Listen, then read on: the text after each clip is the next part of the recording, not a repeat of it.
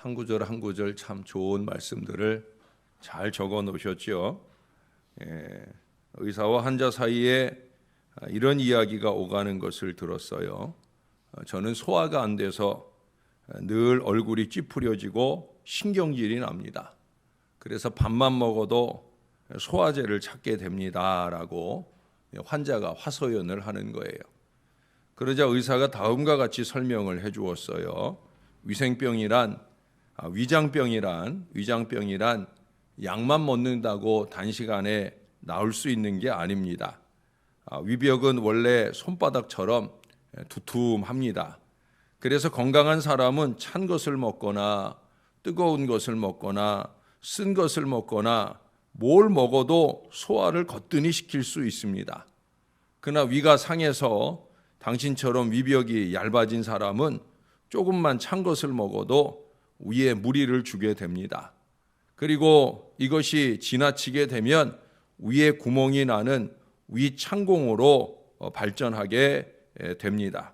따라서 장기간 치료를 하면서 건강한 위벽을 이루어야 합니다라고 얘기를 하더라는 거예요.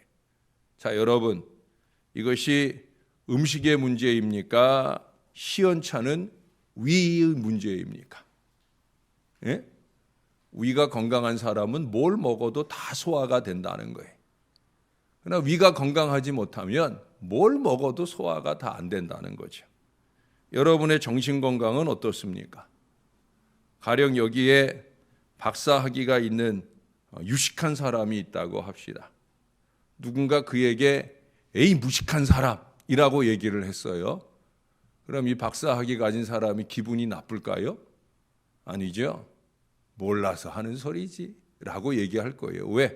내가 이래봬도 박사학위를 가진 사람인데 저 사람이 내가 박사학위 가진 사람인 걸 모르고 하는 소리지. 지가 무식하면 지가 무식했지 내가 무식해 라고 생각하고 웃으며 넘어갈 거예요. 그러나 정말 무식한 사람한테 무식하다라고 했다가는 생명 걸고 싸우려 할 겁니다. 보십시오. 어떤 말을 주고받았느냐의 문제입니까? 아니에요. 문제는 그 사람의 정신 건강이 어떠하냐 거기에 달려 있는 거예요. 정신이 건강하면 우리 신앙적으로 표현할 때는 그 영혼이 건강하면 하나님의 사랑으로 충만하고 자기 정체감이 충만하고 성령이 충만하면 어떤 말을 들어도 어떤 것을 보아도 상관하지 않는 거예요. 알러지 반응이 절대 일어날 이유가 없다라고 하는 거예요. 건강이 넉넉하기 때문에 그래요. 따라서 제가 어제도 그랬나요? 언제 그랬죠? 은혜가 있어야 된다. 성령의 충만함이 있어야 된다. 그게 관건이에요. 신앙에서는 다른 거 없어요. 모든 문제는 결국 성령 충만하지 않은 나의 문제, 은혜 충만하지 않은 나의 문제, 거기서 모든 문제가 출발한다는 걸 알아야 된다는 거예요. 괜히 남 탓만 하려고 애쓸 필요 없다는 거죠. 예? 오늘 본문에도 그러잖아요. 마음이 즐거워야 된다. 마음의 즐거움, 신앙적으로 표현하면 그것은 바로 영적인 충만을 얘기하는 거예요. 여러분 성령 충만해 보셨잖아요. 성령 충만하면 그냥 괜히 즐겁잖아요. 예? 뭐 상황을 봐서 환경 따라서 즐거워지는 게 아니에요. 내 안에 성령이 충만하면 그냥 즐겁고 행복해요. 여기 13절에 그러잖아요. 마음의 즐거움은 얼굴을 빛나게 하여도 마음의 근심은 심령을 상하게 하느니라. 15절에도 그래요. 고난받는 자는 그날이 다 험악하나 마음이 즐거운 자는 항상 잔치하느니라. 마음이 즐거운 자는 항상 잔치하느니라. 마음이 즐거운 사람은 삶이 항상 잔치 분위기라는 거예요. 활력이 넘친다는 거예요. 반대로 마음이 즐겁지 않은 사람은 심령만 상하는 게 아니에요. 몸도 상합니다. 그리고 관계도 상합니다. 먹구름 두리운 표정으로 누구든 만나보세요. 원만한 대화 가능성이 희박한 거예요. 벌써 표정으로 다 말해놓고 났는데 그 얼굴 보고 뭐 좋은 말이 오고 갈 수 있겠습니까? 어렵다는 거죠. 죄송한 말씀이지만 이 설교하려고 이 단위에 서도요, 그늘진 표정의 사람 마주 대하면 참 설교할 힘이 안 날 때가 많아요. 제가 설교에 있어서 물론 설교 전에 찬송할 때 쭉 한번 훑어보지만 설교의 활력과 힘을 얻기 위해서는 죄송하지만 밝은 표정의 사람들을 자주 찾아보려고 노력을 해요. 물론 목회적 마음으로는 어두운 표정의 사람들에 대한 중보적 마음이 있지만 사실 그 사람들 얼굴 보고 설교하자면 설교가 탁탁 막히거든요. 아무리 충만한 은혜 가운데 설교를 준비해 갖고 와도 자꾸 설교를 막히게 하는 표정으로 앉아있는 사람들 보고 설교를 잘해낼 수가 없는 거예요. 그래도 은혜 받을 마음으로 와서 앉아서 오늘은 어떤 말씀 주실까 하는 표정의 사람들을 보고 그 사람들을 향해 말씀이 준비되고 선포돼야 피차의 의뢰의 교통이 나누어지지 않겠느냐는 거예요. 자, 그럼 여러분, 무엇이 우리 마음을 기쁘게 하겠느냐는 거예요. 그 기쁨의 근원인 은혜를 넘치게, 성령 충만을 넘치게 하겠느냐는 거예요. 우리 뭐 다른 데서 정답을 찾을 필요 없는 거죠. 성경에 정답이 있는 거죠. 많은 물질이 그것을 가능하게 하느냐? 아닌 거예요. 여러분 16절, 17절을 한 번 더 읽어볼까요? 제가 16절을 읽을게요. 여러분들이 17절을 읽어보세요. 가산이 적어도 여호와를 경외하는 것이 크게 부하고 번뇌하는 것보다 나으니라.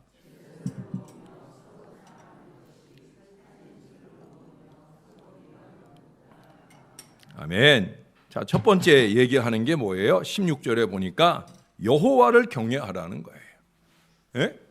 하나님을 제대로 두렵게 여기고 살면은요, 그러면 크게 부하고 번뇌하는 것보다 즐겁게 살아갈 수 있다는 거예요. 크게 부하면 번뇌만 넘친다 그러잖아요. 돈은 많으면 많을수록 근심거리가 됩니다. 염려의 이유가 된다는 거예요. 그래서 제가 자꾸 그러잖아요. 돈은 자꾸 쓰자고.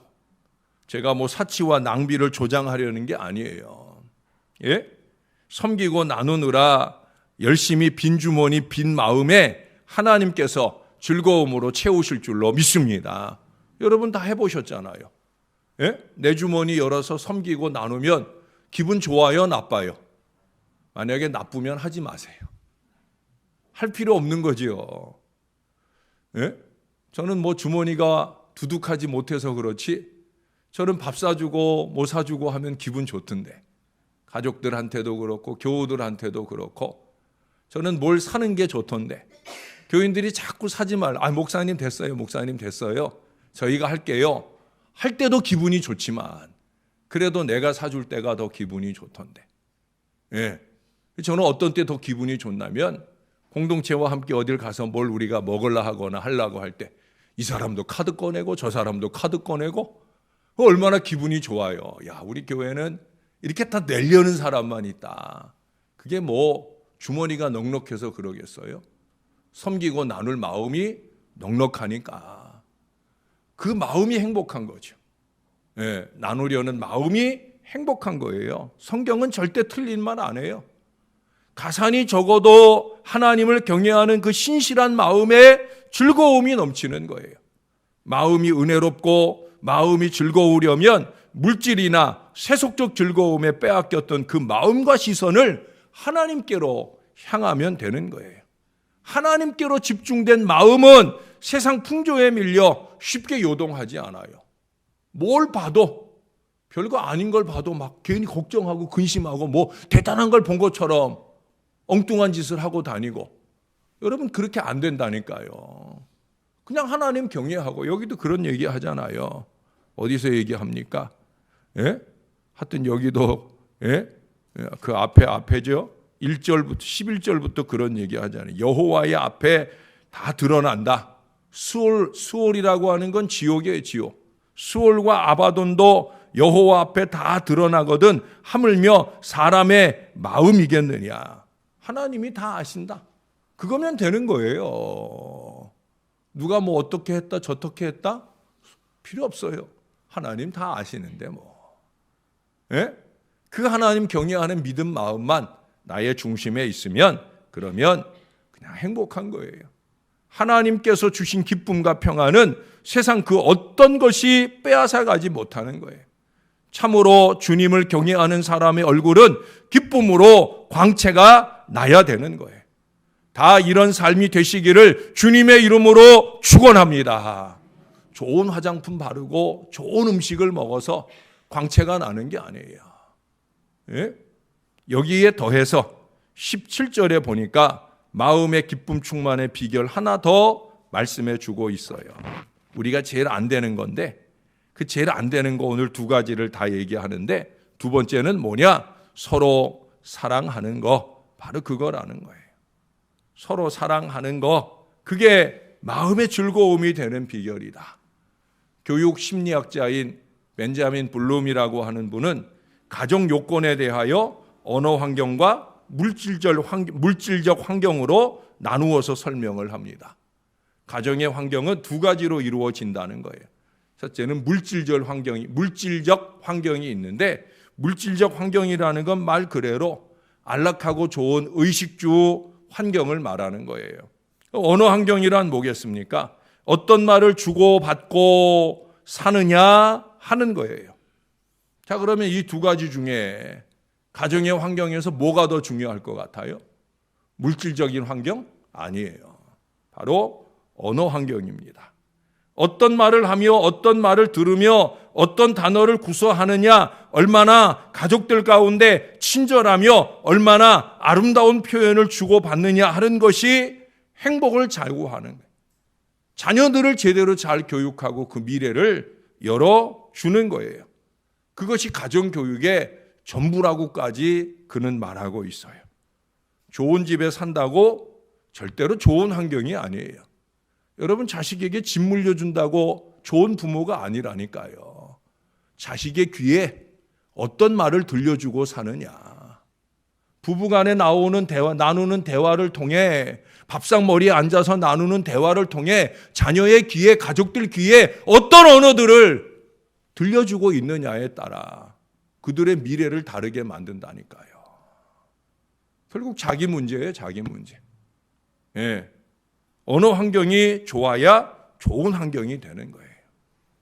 어떤 목사님이 적어놓은 글을 보았어요. 요즘엔 뭐 그런 분들 많지 않지만, 요즘엔 뭐 그렇다가 뭐 법적으로 큰일 나니까 잘 안 하지만, 옛날에는 남편한테 두드려 맞고 오는 그런 아내되는 집사님들이 많았잖아요.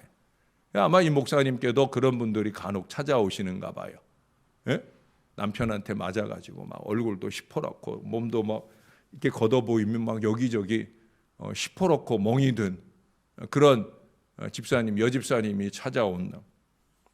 그러면 참 아픈 안타까운 마음으로 얘기를 들어줍니다. 그때 그 상대방 집사님은 뭘 얘기하겠어요? 예? 남편의 나쁜 얘기만 할 거 아니에요. 나쁜 말만 쏟아놔요. 예? 심지어 이놈이 저놈이 그놈이 하면서 그 남편의 나쁜 말만 쏟아놓는 거예요. 그때마다 목사님이 공통적으로 묻는 질문이 있어요. 뭐냐? 남편이 당신 때리기 직전에 당신은 무슨 말 했습니까? 라고 물어요. 그러면 그 여집사님들이 대부분 그런다는 거예요. 죽여라! 죽여라! 그러면서 대들었다는 거예요. 그러면 그 목사님이 웃으면서 그런다는 거예요. 아유, 그래도 남편분이 참 양반이시네. 죽이라고 그랬는데 때리기만 하고 살려둔 걸 보니까 남편이 참 훌륭하시네 라고 말씀하신다는 거예요. 그냥 위로하려고 하시는 말씀이죠. 예? 욕도 벌어서 먹고 매도 벌어서 맞는다는 말도 있지 않습니까? 그런데 그것을 두고 폭행이니 폭력이니 합니다. 여러분, 우리가 알아야 될 것은 폭력적인 언어는 폭력이 아닙니까? 폭력적인 언어는 살인이 아닙니까? 말은 손으로 때리는 것보다 더 험한 말을, 심한 말을, 하지 말아야 될 말을 해놓고는 폭력이니 아니니 살인이니 아니니 이런 말을 할 것이 아니라는 거죠. 여러분, 오늘날 일어나는 살인 사건들을 보셔요. 물론 깊은 원한에 근거해서 나쁜 짓을 저지르는 사람도 있지만 말 한마디에 일어나는 살인들이 얼마나 많아요. 어제도 말씀드렸지만 길거리에 차 접촉사고 조그만 거 하나 놓고 죽이니 살리니 하고 싸우고 실제로 죽이기까지 하는 일들이 얼마나 많이 일어나요. 그게 뭐 대단한 원한을 가지고 시작된 일이 아니에요. 말 한마디 툭 던져놓은 말이 때때로 그런 살인을 부르게 되어진다는 거예요. 살인이 행동에만 있는 것이 아니다라는 얘기를 해요. 거친 말 몇 마디 끝에 살인이 있다는 것을 알아야 된다는 거죠. 이처럼 말이라는 게 참으로 무서운 거예요. 여러분, 친절한 사람에게 친절한 것은 보통 사람입니다. 근데 친절한 사람에게 불친절한 것은 그건 나쁜 사람이죠. 상대방은 나한테 친절하게 대해주는데 나는 그에 대해서 불친절로 갚는다 그러면 그건 나쁜 사람이죠. 세상 사람들도 그렇게 안 살아요. 자, 그런데 예수 믿는 사람은 어떻게 살아야 될까요? 불친절한 사람에게 친절한 사람, 그것이 좋은 사람이고요. 저나 여러분들은 안타깝다고 표현해서 죄송하지만 안타깝게도 그런 사람들이 되어야 되는 거예요. 친절한 사람에게 친절할 수 있는 건 예수 안 믿는 사람들도 다 해요. 그런데 불친절한 사람에게 친절할 수 있는 것은 예수 믿어야만 가능할 수 있는 거예요. 저나 여러분들은 예수 믿어요, 안 믿어요? 예수 믿잖아요. 하나님을 경외하잖아요.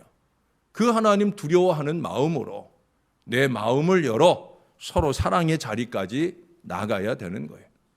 저는 그래서 솔로몬이 16절과 17절을 붙여놨다고 봅니다. 하나님을 경외한다고 하면서 서로 사랑하지 않는 것은 하나님 경외하지 않는 거라는 거죠.